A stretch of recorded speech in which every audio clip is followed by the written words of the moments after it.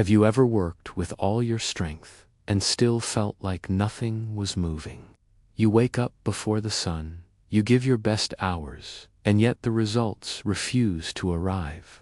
Days quietly turn into weeks, effort turns into tiredness, and slowly a question begins to echo inside you. Does any of this even matter? Life sometimes makes people wait longer than feels fair.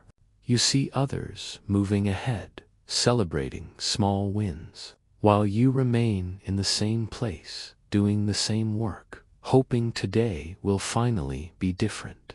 But what if the waiting is not wasted time? What if it is shaping you into someone stronger, calmer, and more prepared than you realize? This is the story of a young man who learned that what grows slowly often lasts the longest.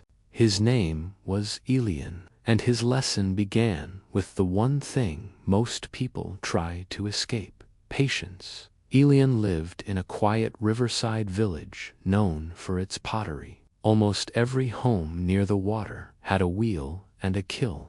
The air carried the warm scent of baked clay, and the sound of spinning wheels was as common as birdsong. Elian was in his mid-20s, full of energy, ambition, and restless dreams.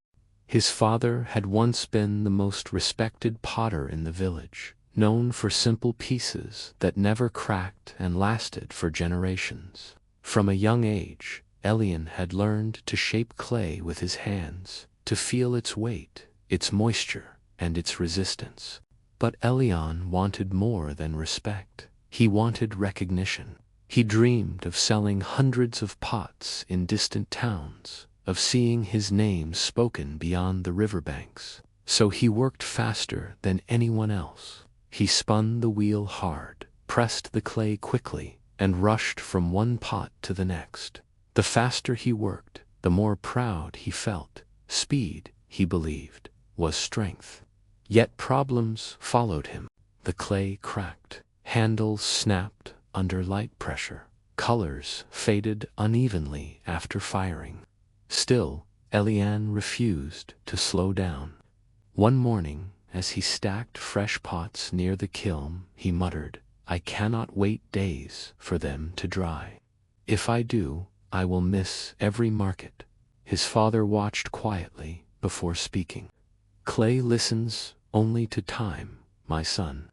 If you rush it, it breaks." Elian shook his head.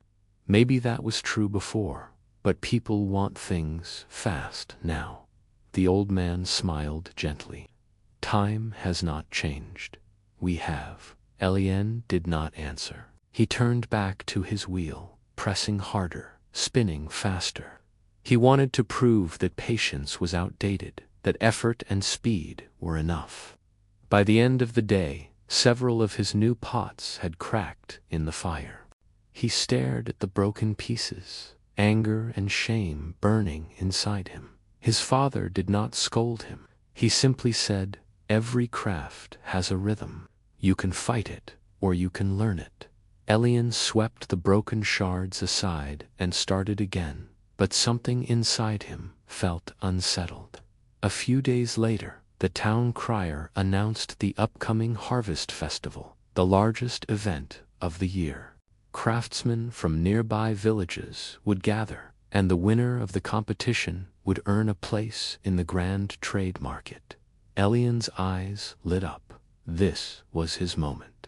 "If I make many pots," he said, "everyone will finally see me." His father replied calmly, "Make a few that last. The rest will follow." Elian did not listen. He worked from dawn until night, rushing every step. He ignored moisture, shortened drying time, and filled the kiln before the clay was ready. At night, the kiln glowed orange as he stood beside it, imagining silver coins and applause. But when morning came, his hope shattered. Many pots had cracked. Some had broken apart completely. His mother came running when she heard the sound. Elian stood frozen, staring at the ruins of his effort. His father picked up a broken pot and turned it slowly in his hands. This one needed more time, he said softly. You did not listen. Elian's voice rose in frustration. I worked harder than anyone. Why does nothing last?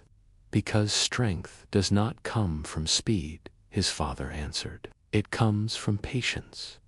Humiliated, Elian walked away. Villagers whispered about his failures.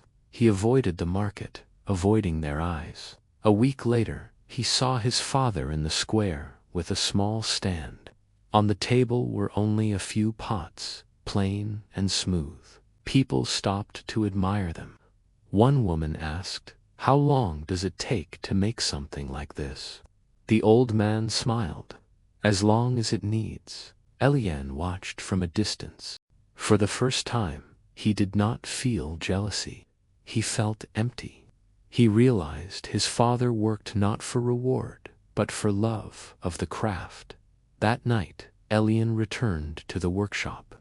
Broken pots covered the shelves. He sat on the floor in silence, picked up a cracked piece, and whispered, "I keep trying to win, but I never learn." He looked around, and for the first time, did not rush. He began again with one pot. Slowly, carefully, he shaped it, placed it on the shelf, and walked away. The next morning, he adjusted the rim and waited.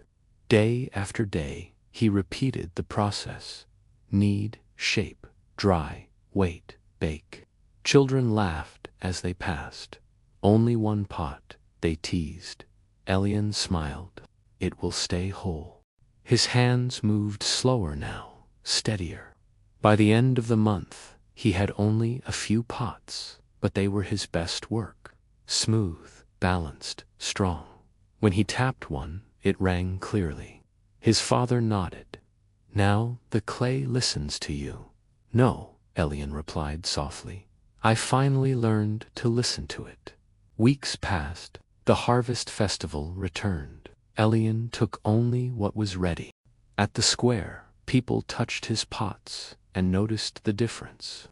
When judges arrived, one said, "This took time." "Yes," Elian answered. "Longer than I wanted." At sunset, the award was announced. The crowd clapped as Elian stood beside his father. A small silver coin was placed in his palm.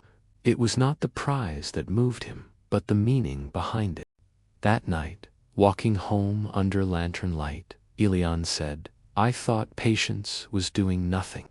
Now I know it is doing the right thing long enough." His father smiled. Patience is not weakness, it is control. If you are waiting, keep showing up. Stay steady. What lasts is built quietly.